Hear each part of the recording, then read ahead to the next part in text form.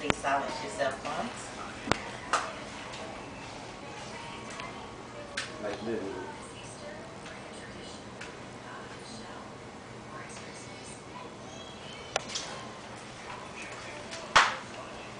Now, I don't know how many of you may have personally dealt with this before, but if you've ever had to deal with a personal family member or a friend, or an associate or a friend of a friend that had to deal with the death penalty, you probably feel the same way that I do. But if you haven't, today I'm here to give you some information that might persuade you to change your mind. Death penalty is a premeditated taking of human life by the government in response to a crime committed by that person that has been legally convicted of that crime. The death penalty has plenty of problems, but some of the ones that I'm going to talk about today is the fact that there's no real justification for it. It has very high cost, and also the fact that there's uncertainty on the purpose of incarceration. I've questioned it plenty of times to myself whether incarceration is meant to rehabilitate a person or to actually punish a person. Now, with the death penalty not having justifications, they're taking people and they're killing killers to prove that killing is wrong. Death penalty constitutes cruel and unusual punishment. It's prohibited by the 8th Amendment. And the state has various means that are cruel when they go to kill people. In fact, some of the means of killing people are worse in prisons during executions than they are with the Humane Society killing animals, because the chemicals that they use, some of them aren't even FDA approved. As a matter of fact, some of the companies that are FDA approved have decided that they weren't going to sell the products to the USA because they know that they're using them to kill people.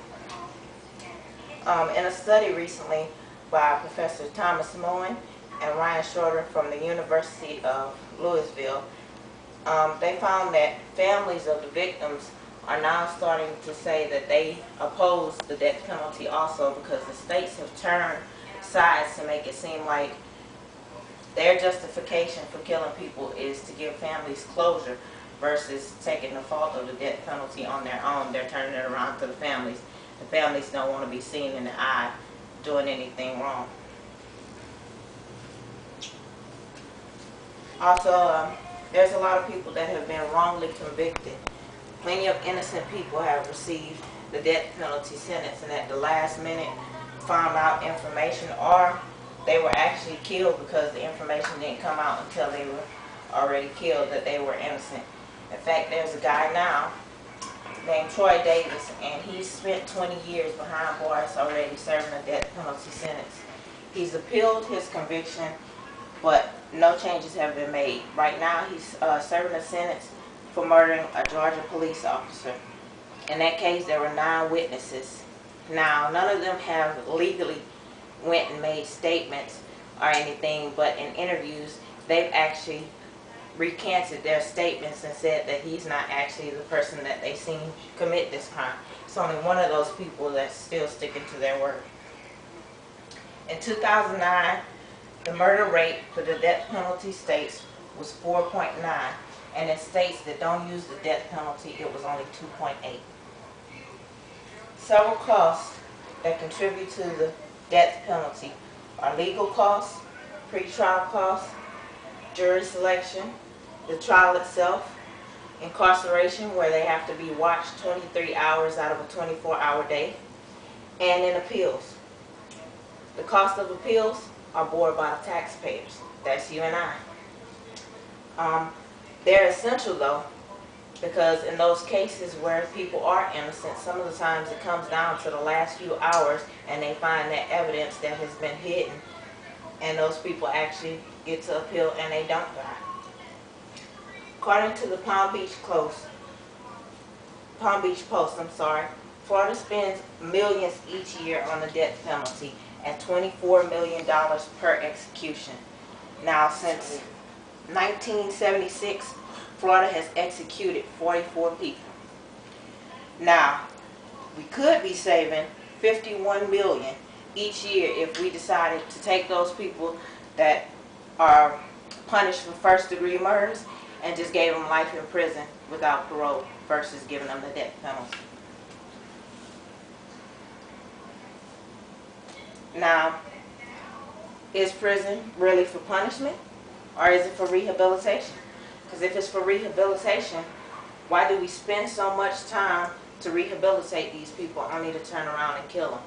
And what kind of effects could they have on our community with helping our youth change their lives, the youth that might be going down the same path as them?